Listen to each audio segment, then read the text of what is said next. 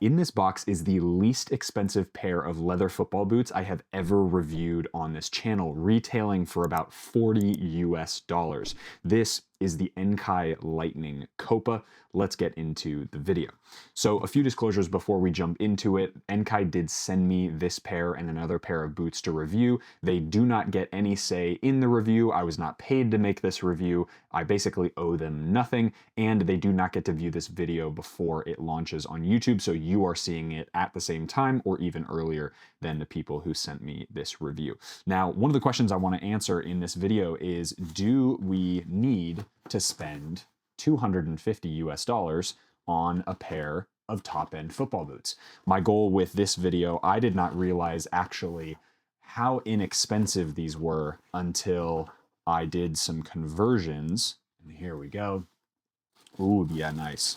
In this really interesting kind of rose gold colorway, and you can tell it's a leather forefoot, kind of the synthetic mesh midfoot, and a knit collar area, which we'll go over in a minute. There's that outsole. Pretty lightweight, straight out of the box.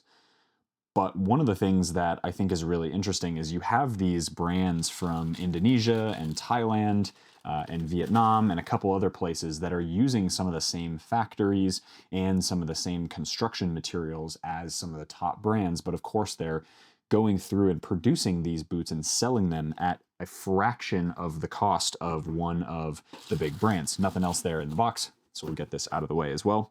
And one of the questions that it begs is, hey, are we spending way too much money in the West on football boots? I would argue the answer is just immediately yes, because boots are just astronomically expensive. But with a pair like this, I didn't realize how inexpensive they were until I did research for this video. Now, on the Enkai website, they are 659,000 Indonesian rupiah, I think is how you pronounce it, rupiah. And that translates, depending on the exchange rate, to about $40 US. So these boots are $40 US, just for context. I had no idea how inexpensive they were. Obviously, some of the materials, which we'll talk about in just a second, aren't maybe as high quality as some of the things that you might get from, say, a very similarly constructed boot that's made in Japan with K-leather, etc. But for $40, it's like, what can you get for 40 bucks? Because that's lower than like the lowest tier Nike or Adidas model. So very interesting here. So let's go over a few tech features of these really quick. And Enkai actually does a pretty fantastic job of naming and branding all of their tech inside the boot, which is pretty cool. So we do get some really interesting logos and some other things that might be helpful. Maybe I'll have Kelvin put those up on screen as well. So the first thing is the Enkai SOFTSTRIDE leather, which is basically an upper application that is a combination of, it's like a cowhide leather. So this is just basically a cow skin or a calf skin leather, very similar to things like the Icon 2, to the Gloro 2. A lot of other boot brands have used cowhide leather. So that's in the forefoot there. And then in the midfoot, basically from this stitch backwards where the Enkai logo is, it's a mesh-based synthetic upper with like a polyurethane or some sort of synthetic coating that you can see is kind of stitched to the outside of that material. Now it seems to be all kind of molded together, so it's not gonna kind of fray and come apart, which is really good. And then you also have the elastic weave material, so the Enkai elastic weave, which is the elasticated knit material that provides kind of that monosock type sensation. As I said before, I know this is a very extreme counterpart because these are almost $280 more expensive, but it is a very similar construction to something like a Mizuno Morelia Neo 4 Beta, which is obviously one of the best football boots all around on the market, regardless of what brand you go for. Now, they also have the Enkai MICROGRIP, which is a micro-perforated heel area, basically the heel pad. Honestly, straight out of the box, the heel feels like it has a pretty decent amount of structure to it. There definitely is an external heel counter. You can kind of see right there where the heel counter goes. So the heel counter goes up almost pretty high, actually, a lot higher. Most heel counters are usually somewhere in this area. Some are a little bit lower, and then obviously you get external heel counters that come kind of up in this area there. So it's not really that padded, if I'm honest. So one of the kind of fears that I have about boots like this, that Nike actually has a very similar heel construction to this, is that it's too general to be comfortable for most people, and it will only fit kind of the people that fit in a heel, like a pretty large heel area like this. And that's it, which is kind of unfortunate, but we'll see. Again, maybe it fits actually pretty well.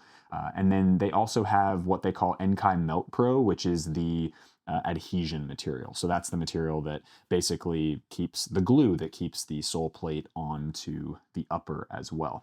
This is what they're calling Enkai THUNDER TRAX. So that's their sort of quote unquote motion system with which is a high performance TPU material. And then this little kind of ridge with the this little kind of almost trident looking thing here, which is really, really small. If I'm honest, I thought it would be a little bit bigger given sort of some of the marketing materials and the names they have for it.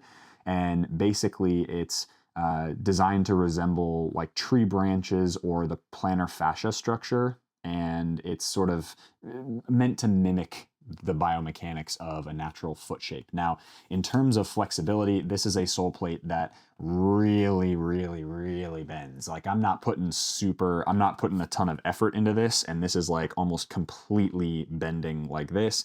And so it begs the question, hey, you know, for $40, obviously, that's not something I can really critique at the end of the day. I think it's one of those things that is pretty. It's like, okay, you kind of excuse it for $40, right? Like that's so inexpensive, and it's ridiculous that it doesn't actually feel like a total piece of crap, given that it's only $40.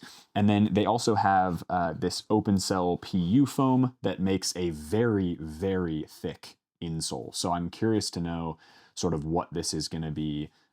How comfortable this is going to be, because this is actually a lot thicker than even kind of the Hyperburst Pro type sock liners from Skechers that are, at least right now, kind of the most thick or most padded on the market. So with this Enkai insole, we will see what that feels like on feet. My hope actually, and in some respects, I think this will be an interesting thing as well, is that with a sole plate that's a little more flexible, you sometimes want the extra padding because it allows your feet to absorb a little bit less of the stress coming from a more barefoot kind of bends everywhere sensation. I hope that kind of makes sense. But basically, if you have a stiffer sole plate, the sole plate sort of absorbs a lot of that, you know, kind of impact, and then it springs forward and sort of assists your foot, as opposed to a sole plate like this that's a lot more flexible. And so you're going to want a little bit of extra padding, in my opinion, when you are striking, because it doesn't have all that robustness on the sole plate. From a stud pattern perspective, it looks very neutral in my opinion. Studs like this in the forefoot with some of the conical studs they have is actually a really interesting decision. And I think from a lateral perspective, it seems like you'll have a pretty decent lateral stability through the midfoot here with those chevron studs, and then through the forefoot, having conical studs is, I think, actually an interesting decision to be made, because that's where a lot of the pivoting happens. So can you get all the benefits of a chevron, some of the chevron studs, while also getting the pivot power in the forefoot of the conical studs? So that'll make some interesting pieces in the playtest part of the video. So let's actually jump out on pitch and test out this interesting Lightning Copa from Enkai.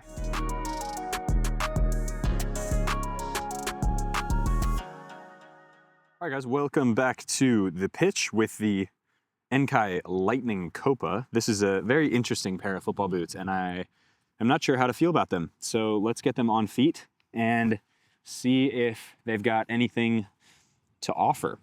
As we spoke about in the beginning of the video, there are a lot of similarities between these and a bunch of other boots on the market. Oh, hey, that is not bad.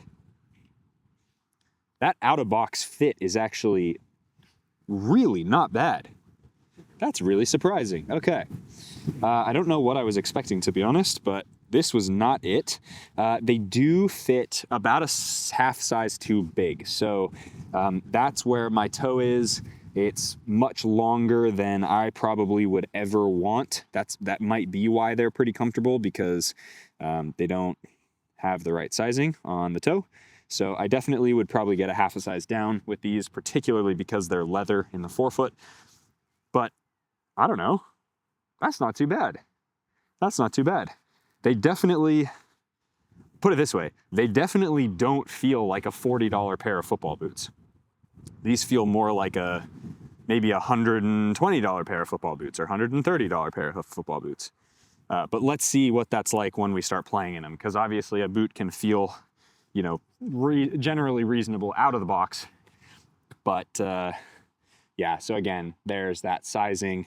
Too big for me. Some people like that amount of sizing. I really don't. I want it to be, my toes to be like right up on the end, particularly with a model like this that has leather in the forefoot. So here we go. Let's get these sorted.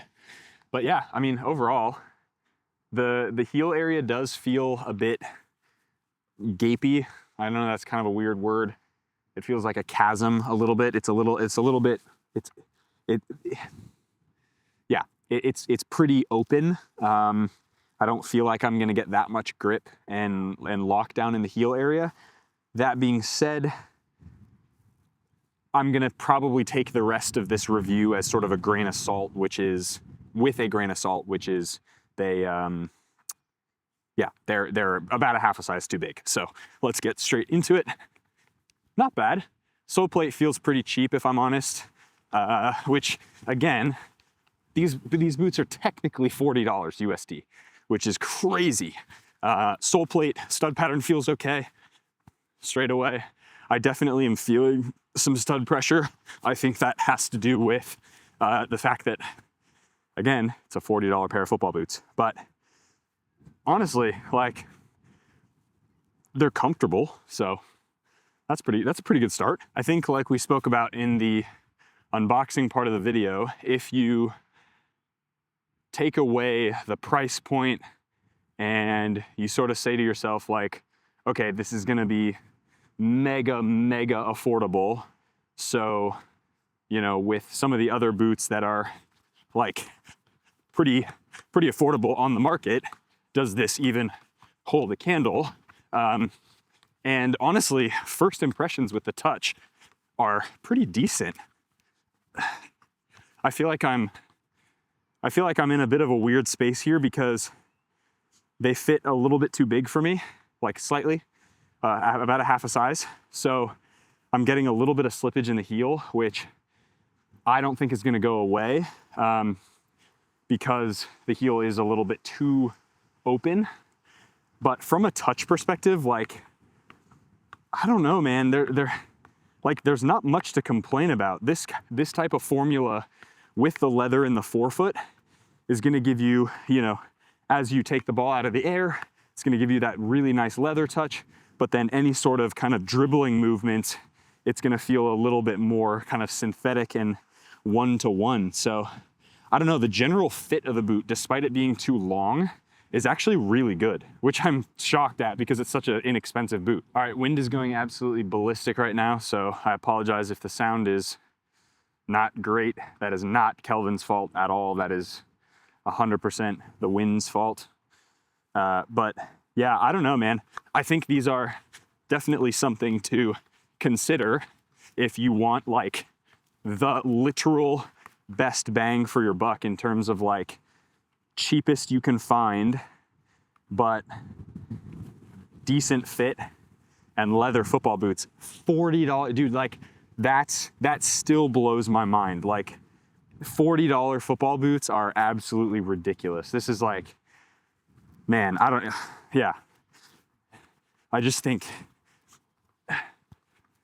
like, how can you complain about a $40 pair of football boots that, like, as I'm doing these drills, doesn't feel like total like, it's crazy. Like, and they don't feel bad either. That's what I'm saying.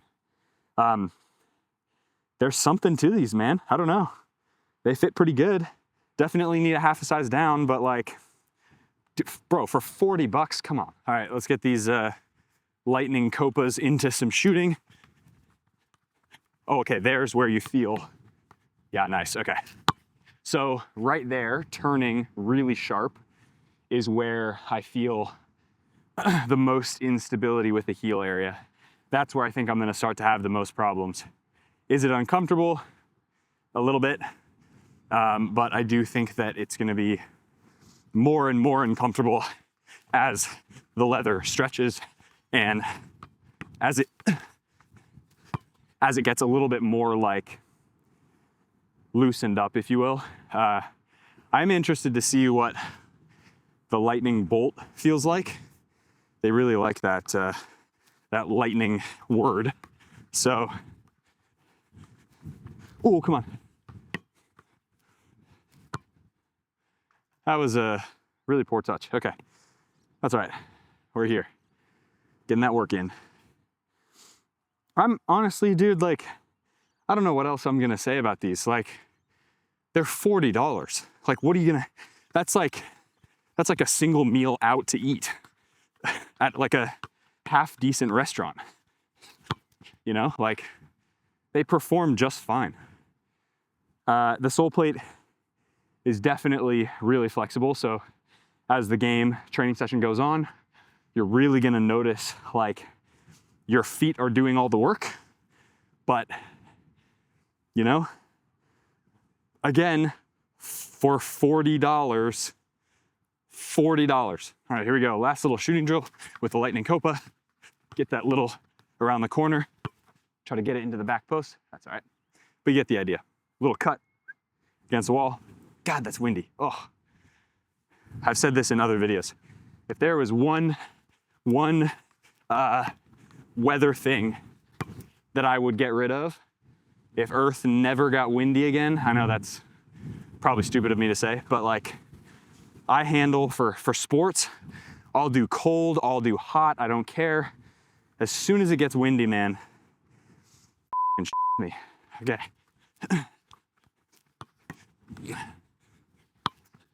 Ah, unlucky. Yeah, I don't know, man. There's not much else I can say about these, given that they're 40 bucks. One thing I guess I did say about, oh, that went so sideways. Hey, it's a gold though. Look at that. So one of the things that I spoke about in the unboxing part of the video was the stud pattern having the chevron studs. Sorry, I'm gonna walk backwards so you can actually hear me. Has the chevron studs in the midfoot and the conical studs in the forefoot.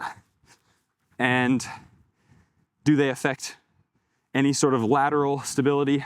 Maybe a little bit, maybe a little bit. I don't feel like it's that great. But you know, is it that different than an all conical stud pattern? No, not really. See, that's what I mean. Oh, freaking wind. But at the end of the day, I think, again, I keep coming back to price point because I think it is so pertinent here. A boot that's got, you know, cow leather that's gonna be, you know, it's not great quality, but honestly, it still feels like leather. It feels more like leather than the Fly Touch Plus from Nike's Tiempo does. So, like, are you gonna buy a $220 Nike boot that has a very good sole plate and a nicer heel area, but you could pay, what's 220 divided by 40, you know, what is it, almost 6 times the cost, or a sixth of the cost, and you buy something like this? I don't know, that's up for you to decide. All right, little free kicks. We get this quick because the wind is going crazy, balls are going everywhere, and I really do not want to chase stuff that's flying. If those two move, I swear to God. Okay, here we go. Up and over the wall. Oh, almost.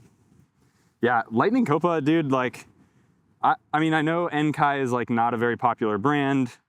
Pretty much probably no one who's watching this video had ever heard of it, unless you are from Indonesia and you're watching this. Thank you for being here. I really appreciate that. it's really cool to see people in the comments who aren't from like Europe or the US or Australia. And so obviously this is kind of for you guys because you guys can actually buy these. And I think for, you know, the equivalent of 40 US dollars, these are pretty fun. And yeah, they're leather and they're synthetic in the midfoot. So they've got, oh wow, they've got kind of all of the, you know, pieces. Do they feel cheap? A little bit, yes, a little bit. But are they gonna be probably better than the $40 equivalent of the Tiempo or of the Copa? Most definitely. All right, quick little crossbar challenge. Get this going. The wind is, again, really, really poor. So, bang. Oof. Little chip, that's all right. Here we go, right foot. Nice. Oh, almost there. Can we nail it? Bang. All right, let's jump into the conclusion. All right, guys, that is gonna wrap up today's review of the Enkai Lightning Copa. And I gotta be honest, I don't really have many critiques of this boot because of how inexpensive it is. If I'm going to be brutal about it, because these are one of the more expensive models in Enkai's range. So if I'm like, okay, if Enkai is gonna produce, you know, if this is their top end, what's the hap? Are they better than top end models? Are they worse than top end models from any of the more, you know, generally more popular brands? I don't know all of the football boot brands in Indonesia. I'm not familiar with all of them. I know a lot of them, and I know some of the bigger ones, like Specs, and I don't know, how do you say it? Orchesite, and maybe a couple other ones. But I would argue that, you know, let's say, so as a $40 football boot, what are you gonna complain about? 40 bucks, and you get like pretty fairly premium materials. Of course, they're like takedown, more takedown feeling. And the sole plate, there's nothing there. There's nothing there. Stud pattern's fine. I do feel stud pressure because there's literally zero structure to this. And I would imagine it's gonna be the same for the Lightning Bolt as well, because the Bolt has the same sole plate. Let's be super critical. If this is gonna be their most expensive boot, if they're going for that part of the market. Knit material's fine, laces are fine. Midfoot's actually okay. Heel area needs a bunch of reworking. It's way too flimsy and it needs to be a lot more narrow and a lot more kind of secure. You could be better on the quality of the leather, and then the sole plate is like completely non-existent. Basically like playing barefoot with studs on the bottom of your feet. So that's where I would put this boot. But again, the massive, massive caveat to this is these are 40 US dollars, and they are not a bad football boot. Like, these are totally fine for 40 bucks. You know, that's like, this is better than you're gonna get from a lot of the other brands who sell their, like, you know, 4th tier takedown is this price. So pretty cool. And Enkai, appreciate you sending these out to me. This obviously wasn't sponsored or anything, but yeah, cool to try a pair of boots that I probably would never have had I not gotten a DM from them. So that's pretty sweet. All right, guys, hope you enjoyed that video. If you did and you want some more interesting, maybe some little less known boot brands on the channel, hit that like button, subscribe to the channel if you haven't already. If you have a boot brand that you want to see in the videos, leave them down in the comment section below, and with a URL, so like where you can actually get the boots. So maybe say the name and then the URL, that'd be great. As always, be awesome, take care, see y'all in the next video.